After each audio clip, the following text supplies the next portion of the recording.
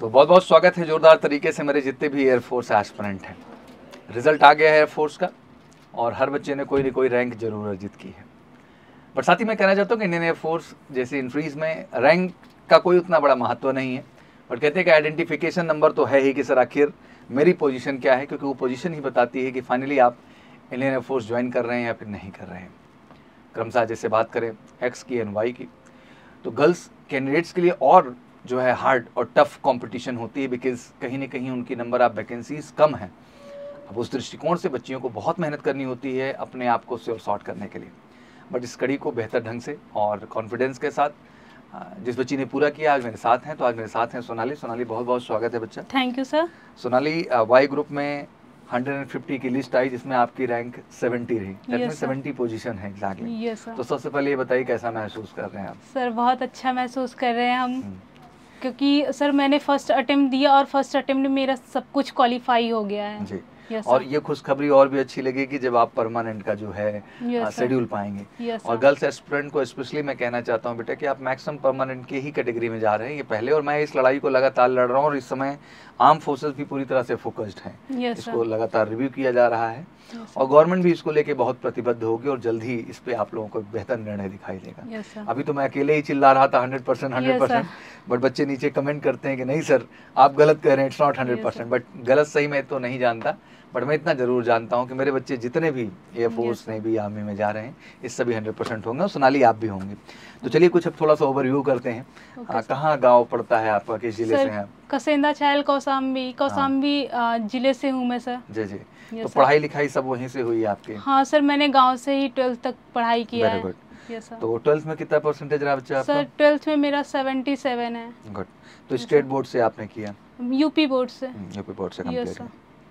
किस ईयर में कंप्लीट हुआ बच्चा? सर मेरे 2020 में। अच्छा 2020 में। Yes sir. तो डेट ऑफ बर्थ कैसे मैनेज हुई तुम्हारा इसके लिए? सर मेरा मैनेज हो गया था क्योंकि सर बचपन से मैंने पढ़ाई स्टार्ट कर दी थी 4 से 2004 तक। अच्छा अच्छा। तो डेट ऑफ बर्थ क्या है एग्जैक्टली इस समय आपकी?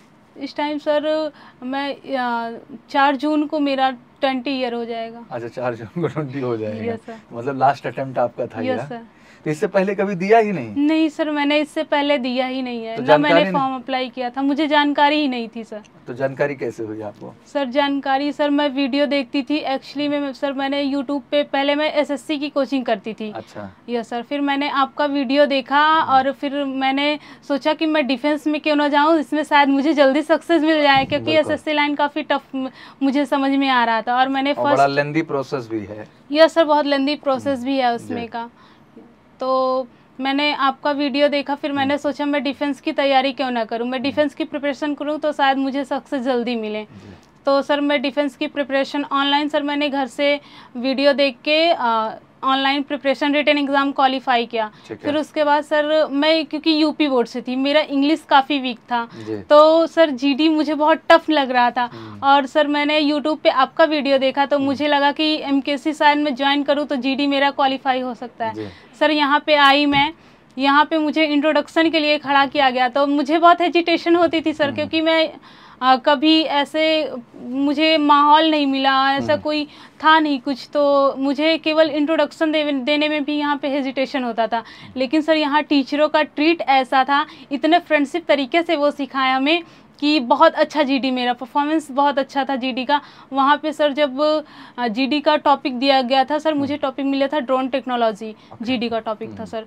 और वहाँ पे जब टॉपिक दिया गया तो सारी गर्ल्स साइलेंट थी सर। इनिशिएट टॉपिक का मैंने किया था, जो कि मुझे सर एमकेसी से मुझे इतना अच्छा प्रॉफिट मिला, इतना अच्छा मुझे वो हुआ सर।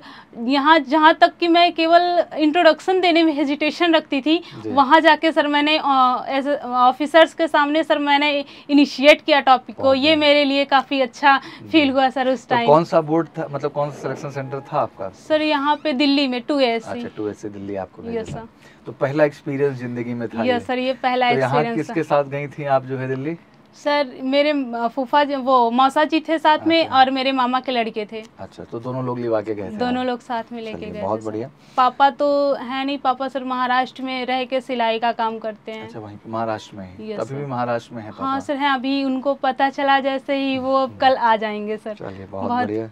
नहीं, बहुत खुशी की बात है बेटा ये, और ये बड़ी अचीवमेंट है अपने आप में। और और शायद ये अचीवमेंट और बड़ा इसलिए है क्योंकि जब आप वो वर्दी पहन के आओगे बेटा, एक प्राउड मोमेंट होगा पूरे गांव के सर, लिए। पूरे गांव के लिए सर। वहाँ का आसपास के गांव में भी सर कोई डिफेंस लाइन में गया ही नहीं है। बॉयज़ का तो बहुत कम ही है जो गए होंगे, शायद ही एक का दो। गर्ल्स का तो नामो निशान तक नहीं है। सबसे बड़ा चीज है सर। देखो बेटा, एक बात तो बड़ी ऑनेस्ट है कि पूरे भारत में उस 150 बच्चियों में अपनी जगह बनाना, इट्स नॉट जोक, ये कोई मजाक की प्रक्रिया नहीं है। वाकई में मेहनत है, ईमानदारी है, हर स्टेप पे आपने बेहतर किया, चाहे वो आपका रिटर्न था बेटा, चाहे फिजिकल था, चाहे आपका जीडी था, चाहे मेडिकल था। कहीं कसर हो जाती तो सफलता हाथ ना आती है, ये तो आप समझती ही हैं। और बहुत सारी बच्चियां हैं जो भी स्टैंड बाई में गई हैं। दिल तो दुखी जाता है, बहुत सारे बच्चों का प्रश्न भी है, लेकिन इतना आश्वस्त कर दूं कि स्टैंड बाई को भी इस बार मौका मिलेगा, ज़्यादातर परसेंटेज ही हैं। ओके, तो बेसिकली कितने भाई बहन हैं आप? सर मैं 2 बहन 1 भाई हूँ। भाई क्या करता है आपका? सर भाई इस बार 12th में है सर। उसको मैं बोलती हूँ कि जैसे ही वो 12th पास आउट हो सर, वो एनडीए की प्रिपरेशन एमकेसी से ही करे। तो सर बाकी बच्चों को भी मैं यही कहती हूँ कि आप लोग एमकेसी ही ज्वाइन करो, क्योंकि मैंने वहाँ जाके काफ़ी अच्छा मुझे काफ़ी अच्छा नॉलेज प्राप्त हुआ है। जी जी।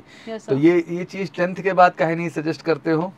हाँ, 10th के बाद 11th के बाद भी तो जरूरी है। जैसे अब तुम्हारा भाई ही है, यस सर, फाउंडेशन बैच वो ले सकता था सर। Exactly, yes sir. जैसे अभी एनडीए का फॉर्म भर सकता है, सितंबर में उसका एग्जाम है, फिर अगला एग्जाम अप्रैल में है, और फिर हम जेई भी दिलाएंगे क्योंकि 4 एसएसबी भी मिलना है। तब आप लोग थोड़ा अवेयरनेस इस चीज को लाइए समाज में कि भैया अगर अच्छे से वाकई में पहले अटेम्प्ट में सफलता लाना है तो 10th के बाद 2 साल, 11th के बाद 1 साल, नहीं फिर 12th के बाद तो 1 साल हम लेके चलते ही हैं बच्चों को। बट चलिए, जब आएंगे तभी काम शुरू किया जाएगा, उसकी चिंता बिल्कुल नहीं है हमें। अच्छा, सिस्टर क्या करती हैं आपसे? सिस्टर इस बार 10th में है। अच्छा, इस बार छोटे हैं आपसे, 10th में पढ़ाई। उसका क्या बनने का भविष्य प्लान? सर उसका नीट का एग्जाम क्वालिफाई कराने का है। मेडिकल का है, बहुत बढ़िया। और अभी से कह दो बेटा मेहनत करना। हाँ सर, वो हम दोनों भाई बहनों में से काफी ज्यादा स्ट्रांग हो स्टडी में।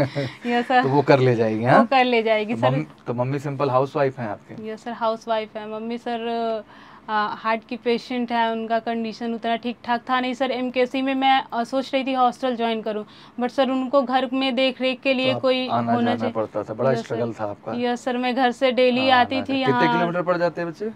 सर 45-50 किलोमीटर डेली आना था, डेली आपको जाना था। मैंने आपको संघर्ष देखा, आप आई थी, क्लास का टाइम थोड़ा सा चेंज करना था कि हाँ सर आने जाने में दिक्कत ना हो हमें। चलिए, बहुत बढ़िया बेटा सोनाली। और आपने एक बड़ा एग्जाम्पल सेट किया, जहाँ लोग बैठ के रोते हैं कि नौकरी नहीं है, सफलता नहीं, वहाँ आपने प्रूव किया कि अगर सच्ची ईमानदारी से मेहनत किया जाए तो चीज़ें की जा सकती है सर। और इतना भी बड़ा नहीं है कुछ, बस प्रयास ईमानदार होना चाहिए, प्रयास अच्छा होना चाहिए। क्या मैसेज देना चाहेंगे अपने कौशाम्बी, इलाहाबाद, प्रतापगढ़ सब जुड़ा ही है, क्या मैसेज देना चाहेंगे सारी बच्चियों को? सर सारी गर्ल्स को मैं यही कहना चाहूँगी कि वो अगर दिल से मेहनत करें, एकदम फुल प्रिपरेशन करें, तो वो आसानी से कोई भी एग्ज़ाम क्वालिफाई कर सकती है। उनके लिए कोई बड़ी बात नहीं है, बस उनको प्रयास ईमानदारी उनको प्रयास करना चाहिए, फुल प्रयास करना चाहिए, आसानी से कर सकती है। बहुत बहुत कांग्रेचुलेशन। Thank you sir. माँ बाप ने आपको बहुत मजबूत बनाया है बेटा। Yes sir. बिकॉज ठीक है, लोग डायलॉग, लोग बगल में रहते हैं, 1 किलोमीटर 500 मीटर की दूरी पे लड़कों का ये हाल होता है कि उनके माँ बाप आते कहते 500 मीटर दूर है, 1 किलोमीटर दूर है। आपने 45 किलोमीटर बेटा अप डाउन किया है लगातार। Yes sir.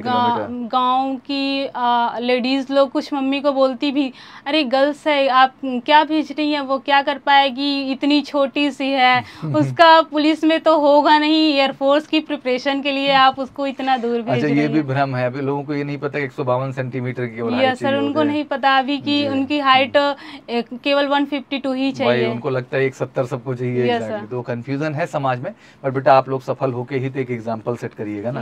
अब जितने लोग हैं, जब आप जाएंगे, ट्रेनिंग लेंगे, वर्दी पहन के आएंगे बेटा, तो हर आदमी गर्व से आप ही का नाम लेगा, आप ही का एग्जाम्पल देगा। यस सर, जैसे ही पता चला गाँव में, तो गांव के प्रधान जी भी और पूर्व जिला अध्यक्ष हैं वहीं गांव के ही, वो लोग भी आके उन्होंने मुझे बधाई दिया कि गांव में क्या, यहाँ कौशाम्बी में भी किसी गर्ल्स का ऐसा सुना ही नहीं है, हुआ नहीं है। सर मैं एक छोटे से गांव से बिलोंग करती हूँ सर। मेरी फैमिली गुड फैमिली, बट उतनी रिच फैमिली नहीं है। समझ रहा हूँ बेटा, एक मिडिल क्लास फैमिली है जहाँ आप लोग मेहनत करके अपना जीवन यापन कर रहे हैं। खेती वगैरह है गांव में? हाँ सर, गांव में खेती है सर। बढ़िया, कोई दिक्कत नहीं बेटा। जिंदगी में जो भी लोग सफल हुए हैं, ऊपर गए हैं, बड़ा संघर्ष करके गए हैं। Yes sir. और मैंने कहा ना कि अब जो आपने वो कष्ट, जो बुराइयां, जो आपने उलेहना सुनी होगी समाज की, Yes, अब वो सब बदल जाएगी। हाँ सर, अब वो सब तो पॉजिटिव दिखने सब लगेगा। पॉजिटिव दिखने लगेगा हाँ, सर।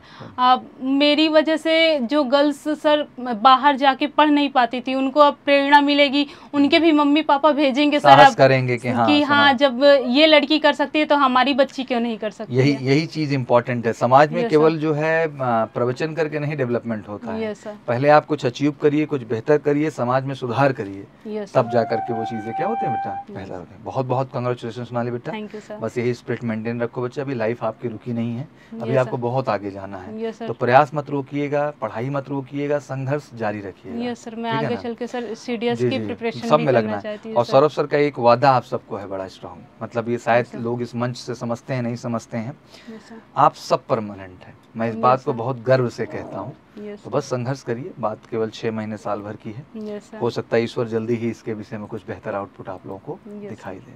लगातार अंदर भी मंत्रणा चल रही है, Yes, ट्रेनिंग सेंटर पे भी इस चीज़ को लेकर लगातार Yes, क्या sir. हो रहा है, डिस्कशन हो रहा है। चलिए, थैंक यू सो मच। और मुझे लगता है कि मुझे बहुत अच्छा लगा सोनाली से मिलकर। आपको कैसा लगा कमेंट सेक्शन में ज़रूर मेंशन करिए, और बिटिया को ढेर सारा आशीर्वाद दीजिए। मुझे लगता है कि समाज को असल में ये ज़रूरत है। हम देश के विकास की बात करते हैं ना, देश की विकास का सबसे बड़ा इकाई है हर गांव का वो घर जहां से एक बेटा और बेटी कुछ करता है। क्योंकि कहते हैं ना कि देश बना किससे है, मुझे लगता है देश इन छोटे छोटे परिवारों से बना है। एक परिवार से गांव बनता है, गांव से समाज, समाज से जिला, जिला से राज्य, राज्य से भारत का निर्माण होता है। तो मुझे लगता है उसकी सबसे अहम इकाई है, और ये बहुत बड़ी प्रेरणा है समाज के लिए। तो ढेर सारा प्यार और आशीर्वाद दीजिए सोनाली को, और इनके लिए बहुत सारी दुआएं और आशीर्वाद भी रखिए। Thank you so much and wish you good luck. जय हिंद, जय भारत।